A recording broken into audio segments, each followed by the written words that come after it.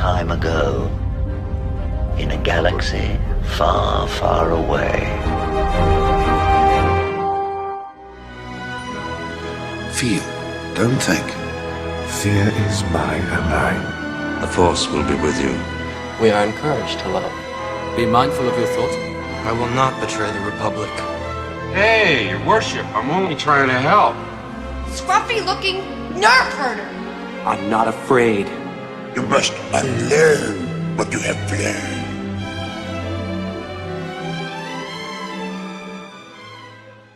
So Galaxy's Edge not only has Luke Skywalker, but it's got a video show in the Falcon's area shown up on the rocks above the Falcon called Shadows of Memory. And it's introduced by a little dude, I don't know, can't remember his name, didn't look it up. And it's really epic. I've got the video, but I'm going to show you guys a little bit of it. I took it from the Laughing Place, and it just adds so much. And the one thing it's missing, if you see the whole video, because it's about the Skywalker saga. It's not about anything else about Star Wars. It's the Skywalker saga. So let's watch this part.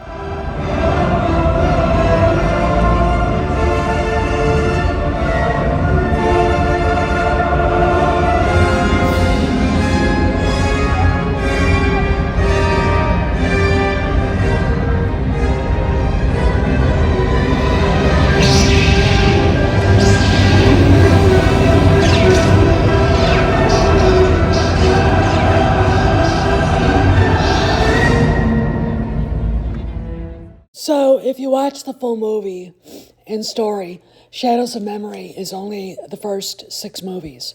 No mention of the prequels. And Anakin is central to the story, as he should be, because he is the Jedi that fell and the Jedi that returned. The romance that they've shown is Padme and Anakin. Okay, which I'm like, okay, I understand that, but then they're giving George's prequels their just due. Okay, I think that's a good thing. All right. It is absolutely spectacular. I think it's worth going to Disneyland just to see this.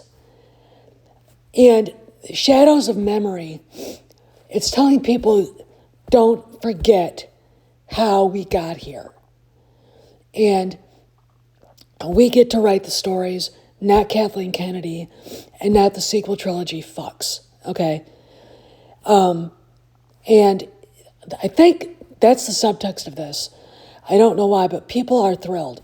Jon Favreau knew the only way to get people to come to Star Wars movies and watch Star Wars is to keep the memory and to keep these characters that George created alive. Okay, keep them in the forefront, like Superman. I mean, when you look at the Star Wars story, it isn't a silly space opera. There's a depth to it that there isn't a comic book hero out there that has, okay? And John knows that. I mean, again, George is the reason why people like him got involved with Star Wars and why he asked the accountants at Disney to make sure that the OG mostly and the prequels were well shown. And it looks to me, Shadows of Memory is part of the erasing of the sequel trilogy. But let's remind everybody about Luke Skywalker.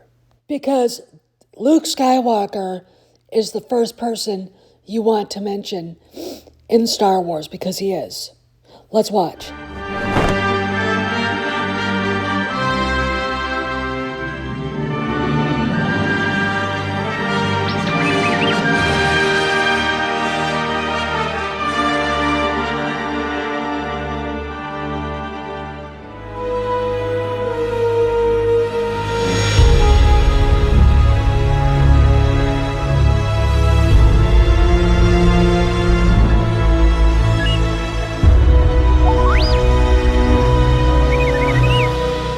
So a couple of places said that people were criticizing, and I didn't rate them, but I can see at least one criticism here.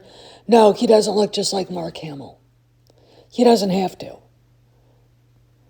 Cast member playing Luke Skywalker at Galaxy's Edge. That's what we want, okay? So if you're criticizing this, you're a nitpicking fuckstick, and I can't do anything with you, okay? He's great. The video of him walking up to the Falcon is all the feels. That's all the feels. Why? Because it takes you right back to where you were when these movies came out, okay? It takes you right back to where we were, and that's the point. And what's interesting is the prequel trilogy, or the sequel trilogy, is not being well represented in merchandise in the parks anymore. Okay? And it's very interesting to me, looking at this. Kiki Sparkles in her video about Shadows of Memory and Luke showing up was very good at pointing this out. The crowds around him are big. They don't do the same thing for Rey. No one gives a shit about Rey anymore. Okay? I can see Luke walking out, hanging out, and people going to him, just completely ignoring Rey. Because that's what they'll do. The people who can buy Star Wars merchandise, who can go to the Disney parks, are people who grow up with the OG and the prequels, right? Who love the OG and the prequels. They're not going to be running around chasing a Rey character when they can hang out with Luke. And if they, and add Han and Leia, Anakin, I could see it. Okay, these are the important things to remember and mention. All right, the OG is the pendulum on which everything swings. And I think Bob Iger was reminded of that. And this is why Kathleen Kennedy is now on the defensive. Let's talk more. What an odd combination of odors. Smells like a fish died and all the other fish sent flowers.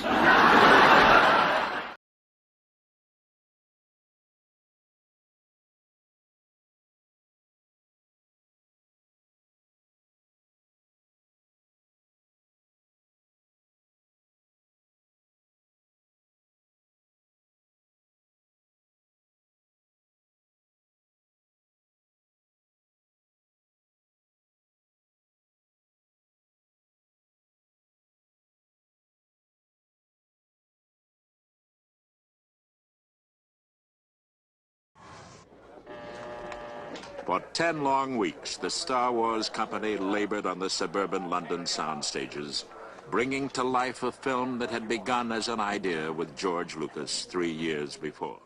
Keeping the original trilogy and the prequel trilogy in the parks and making them what the parks are about, central. Bob Iger should have known that. Jon Favreau knew that, but having Disney freeze George out after he sold the franchise in the studio to them, and allowing Kathleen Kennedy to insert her woke bullshit politics, even though, we're told over and over again by Matt Bellany that she's not woke, she has to be convinced. If she has to be convinced, then why did we get Vice Admiral Gender Studies? That's the problem with that statement. It's bullshit. John bringing in George is the key to the Mandalorian success. Okay? And having George be involved with Ahsoka, and he was, you can tell if you watched it, is huge. Okay? This is all tied to how much money you can make. When George was negotiating his contract for Star Wars, instead of taking a big salary, he took a very modest salary, but all the merchandising rights. And the deal that gave him the merchandising rights and licensing rights to the merch made him a multi-billionaire. Because regardless if he actually thought Star Wars was going to be a hit, there had to be an instinct inside of him saying, he just hit the big time. All right? And Lucasfilm became the premier studio in Hollywood with hits like, well, all three first Star Wars movies, the Indiana Jones movies, Willow, okay? And this is where we're at. The OG is number one. The prequels are right up there, and there's no place for the sequel trilogy. It just, Shadows of Memory just proves how badly done the sequel trilogy is and how it doesn't fit into the Skywalker saga. I beg to ask the question, did we even need it? Did we even need the sequel trilogy like what it is? You can have stories afterwards without it being the Skywalker saga or touching it. You can have those characters show up. You can have the movies about them.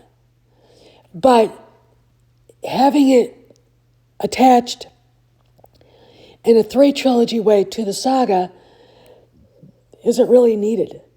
Shadows of Memory, I think, is as big a thing for the parks and Star Wars as Luke showing up. And hopefully, Disney sees a boost, at least in the California park at Galaxy's Edge, because of this, and they realize that the OG is where it's at, because the only merch they can sell now is OG and prequels. All right, that's it.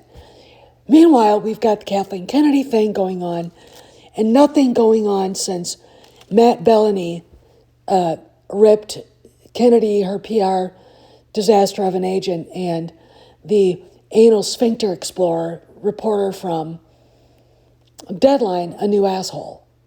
Okay? Which is what he did. Okay, we can be very crass. That's exactly what he did. And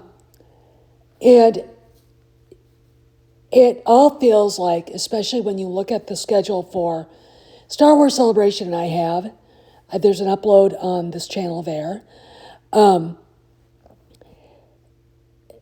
If you look at it, there's no place for her to be. There's no place for anybody. The only ST actor that's there is Oscar Isaac.